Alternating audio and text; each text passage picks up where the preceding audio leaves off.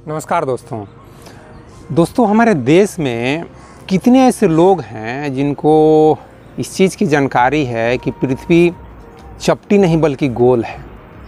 शायद आप कहें कि मोर देन 70-80% लोगों को मालूम होगा, लेकिन हकीकत में दोस्तों आप जाएंगे कि इनमें से एक्चुअली कितने लोगों को इस चीज़ का गहराई से ज्ञान है, तो बहुत कम लोग ऐसे मिलेंगे जो इस चीज़ को आपको एक्सप्लेन कर देंगे कि हाँ देखो इस तरह से पृथ्वी गोल है और इस वजह से हम पृथ्वी से नहीं गिरते हैं।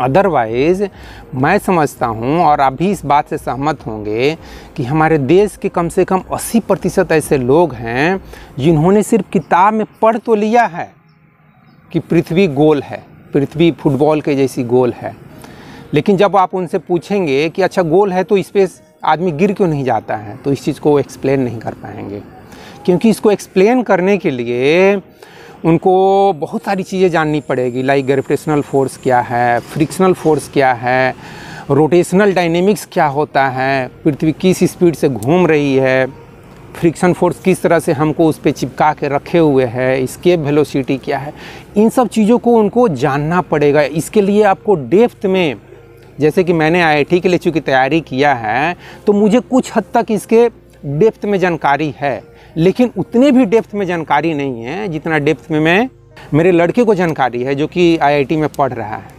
तो निश्चित रूप से जो बच्चे डॉक्टर, इंजीनियर बनते हैं, साइंटिस्ट बनते हैं, उनको जिस डेप्थ में इस चीज़ की जानकारी होगी कि क्या एस्केप वेलोसिटी होता है, क्या फ्रिक्शनल फोर्स होता है, किस स्पीड से पृथ्वी घूम रही है सूरज के चारों तरफ, इन सब चीज़ों की जानकारी हमारे देश में 90% लोगों को नहीं है। इतना कमज़ोर है हमारा देश साइंस के मामले में।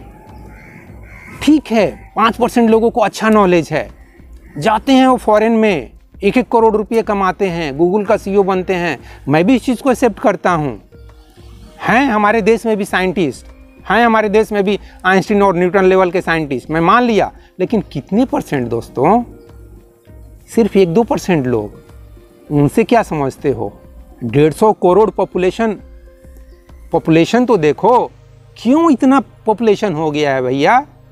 लोगों को बेसिक नॉलेज नहीं है कि यार हमको एक अच्छी लाइफ जीना चाहिए, हमको कम से कम गरीबी रेखा से कैसे हम गरीबी अपनी कैसे दूर करें, इतनी बेसिक जानकारी नहीं है।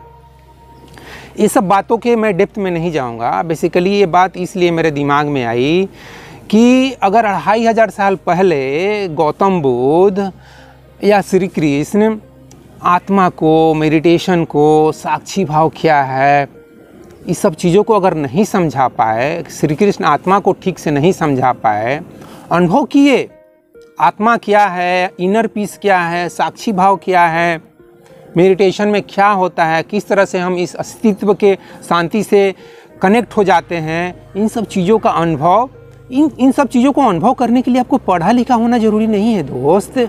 कबीर दास इसके सबसे बड़े एग्जाम्पल हैं। जिस चीज़ का अनुभव कबीर दास को हुआ है, उसी चीज़ का अनुभव गौतम बुद्ध को भी हुआ है, श्री कृष्ण को भी हुआ है, इवन पैगंबर मोहम्मद को भी हुआ है, जीसस को भी हुआ है। वही अपने अंदर की शांति का अनुभव, उसके अलावा किसी को कुछ भी अनुभव नहीं हो सकता है दोस्त। इस अस्तित्व में है ही क्या? मास, एनर्जी और स्पेस। और स्पेस मतलब वही इनर पीस, वही शांति, जिसको मैं तुलना मैन एज ए मॉलिक्यूल भी करता हूँ। तो मैन एज ए मॉलिक्यूल में बेंजीन रिंग की तुलना किससे कर रहा हूँ? हमारे इनर पीस से। बेंजीन रिंग क्या है? एक स्पेस है, उसमें इलेक्ट्रॉन्स गोल गोल घूम रहे हैं, एक स्पेस बन जाता है।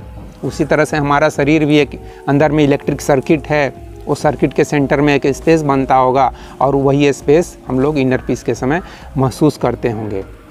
तो मैं यहाँ यह चीज़ कहना चाहता हूँ दोस्त कि आत्मा को एक्सप्लेन करना साइंस की भाषा में, ठीक है मैंने एक्सप्लेन किया है, लेकिन कितने लोगों को सब वीडियो देखना पसंद आता है भैया? सबको मौज मस्ती, गोरी है कलाइया, ये वो, सबको सब अच्छा लग रहा है, ठीक है। सबको 1-1 मिनट का, आधा सेकंड का, 1-1 सेकंड का शॉर्ट चाहिए। शॉर्ट में क्या चाहिए? मज़ा चाहिए, मस्ती चाहिए। वही विद्या बालन जो बोली है ना, इंटरटेनमेंट इंटरटेनमेंट इंटरटेनमेंट, तो सबको इंटरटेनमेंट चाहिए। तो आत्मा किसी को चाहिए नहीं भैया, आत्मा का अनुभव किसी को चाहिए नहीं। तो नेचर क्या करे, अस्तित्व क्या करे? ये समझ लो प्रजातंत्र के सिद्धांत पे काम कर रहा है। एक ही आदमी को एक बार अमीर घर में पैदा कर देता है, अमीर घर में वो मौज मस्ती करने का उसको वो नेचर का पर्पस ये नहीं है कि तुम अमीर घर में पैदा हो कि मौज मस्ती सिर्फ करो, खाओ पियो सेक्स करो मौज मस्ती करो, यही सिर्फ नहीं है, घूमो फिरो बस खाओ पियो और जाओ। नेचर यह नहीं चाहता है। जिस तरह से तुम हो उसी तरह से गौतम बुद्ध भी है, उसी तरह से महावीर भी है, उसी तरह से श्री कृष्ण भी हैं, ठीक है। तो ये जो लोग अमीर घर में पैदा हुए ये सब खाओ पियो सिर्फ ऐश मौज की ज़िंदगी नहीं जिए, तो इनसे कुछ सीखो ना। अमीर घर के जितने भी बच्चे हैं उनको इनसे सीखना चाहिए। और जो लोग गरीब घर में हैं, गरीब घर में पैदा हुए, जैसे कि मैं एक गरीब घर में तो नहीं, लेकिन हाँ मेरे माँ पिताजी निश्चित रूप से बहुत हद तक गरीब थे। मेरे पिताजी तो मैं समझता हूँ कि पूरी लाइफ महीने में वही 2 से 3 हज़ार रुपये कमाए होंगे, चाहे वो स्कूल में पढ़ा के, चाहे ट्यूशन पढ़ा के, चाहे खेती करके, क्योंकि जब परिवार में बंटवारा तो उनको यही कुछ 2 बीघे खेत मिले। तो आप समझ सकते हो कि 2 बीघे खेत से क्या आमदनी हो सकती है, वही चावल और गेहूँ और चना ये सब उगा के। एनीवे, मैं गरीबी के बारे में यहाँ ज़्यादा बात नहीं करूँगा। तो मैं यह कहना चाहता हूँ दोस्त कि हमारे देश के 80% लोगों को, 90% लोगों को साइंस में ज़ीरो इंटरेस्ट है। तो इन लोगों को कैसे साइंस की भाषा में आप आत्मा को एक्सप्लेन करोगे? इलेक्ट्रोमैग्नेटिक एनर्जी क्या होती है, कैसे एक्सप्लेन करोगे? मास एनर्जी एंड स्पेस क्या होता है, इसके भाषा में इलेक्ट्रॉन्स क्या होते हैं, थ्योरी, एटॉमिक थ्योरी क्या होती है? जिसको पढ़ने में इंटरेस्ट नहीं है उसको कैसे समझाओगे भैया? जिसके अंदर कभी इच्छा नहीं पैदा हुई कि मैं IIT एग्ज़ाम पास करूं, नीट एग्ज़ाम पास करूं, उसको कैसे समझाओगे? जिसके अंदर इच्छा पैदा होगी तब ना वो कुछ मन लगा के पढ़ेगा। अच्छा मैं समझता हूँ कि ये क्या आइंस्टीन साहब क्या समझाना चाहते हैं, गैलीलियो साहब क्या समझाना चाहते हैं, ये साइंटिस्ट लोग क्या समझाना चाहता है। जिसके अंदर इच्छा पैदा हो वो ना समझना चाहेगा, भले ही मार्क्स के लिए समझना चाहे, लेकिन मार्क्स के लिए भी तो समझना पड़ेगा ना, तभी तो आप न्यूटन्स लॉ को एक्सप्लेन करोगे। बिना समझे कैसे एक्सप्लेन करोगे? कितने चीज़ों का रट्टा मारोगे? उधर हिस्ट्री अलग रट्टा मारना है, ज्योग्राफी अलग रट्टा मारना है, और साइंस भी रट्टा मारोगे, मैथ भी रट्टा मारोगे, बायोलॉजी भी रट्टा मारोगे। कितना रट्टा मारोगे? ये दिमाग का इतना कैपेसिटी नहीं है रट्टा मारने का। समझो इस बात को। रट्टा मारने से सिर्फ नहीं तुम अच्छे स्टूडेंट बन सकते हो, तुम्हारे लाइफ में इतना प्रोग्रेस नहीं होगा अगर तुम सिर्फ रट्टा के भरोसे ज़िंदगी जी रहे हो।